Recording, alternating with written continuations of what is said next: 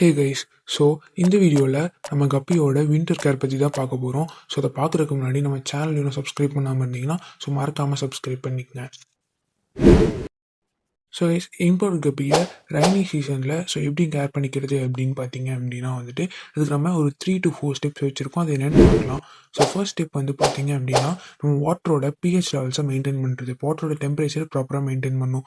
அதுக்காக நம்ம almond leaves use பண்ணலாம். ஸோ அதை நம்ம பிஹெச் லெவலை நல்லா மெயின்டைன் பண்ணணும். ஸோ செகண்ட் பார்த்தீங்க அப்படின்னா ஓவர் ஃபீடிங்கை அவாய்ட் பண்ணுறது. ஸோ வாட்டர் டெம்பரேச்சர் கம்மியாக இருக்கும்போது டைஜஷன் ரொம்ப கம்மியாக இருக்கும். ஸோ ஓவர் ஃபீடிங்கை அவாய்ட் பண்ணுங்கள்.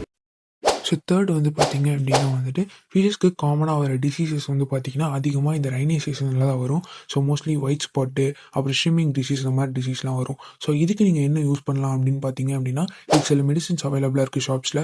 So mister Green, mister Blue, இந்த மாதிரி ஒயிட் ஸ்பாட் அண்ட் இச்சிங் டிசீஸ்க்கான மெடிசன்ஸ் யூஸ் பண்ணலாம். ஆனால் அதை விட நம்ம வீட்லேயே இருக்க ஒரு ரொம்ப நல்ல மெடிசன் அப்படின்னு பார்த்தீங்க அப்படின்னா ராக் சால்ட்டு. ஸோ இது நீங்கள் உங்கள் டேங்க்கில் யூஸ் பண்ணுறதுனால இந்த மாதிரி டிசீஸ் எதுவுமே பெருசாக வராது. ஸோ இது எல்லாமே உங்களுக்கு ரொம்ப யூஸ்ஃபுல்லாக இருந்துச்சுன்னு நினச்சிங்கன்னா இந்த மாதிரி நிறைய கண்டென்ட்ஸ்க்காக நம்ம சேனல் சப்ஸ்கிரைப் பண்ணி வச்சுக்கோங்க.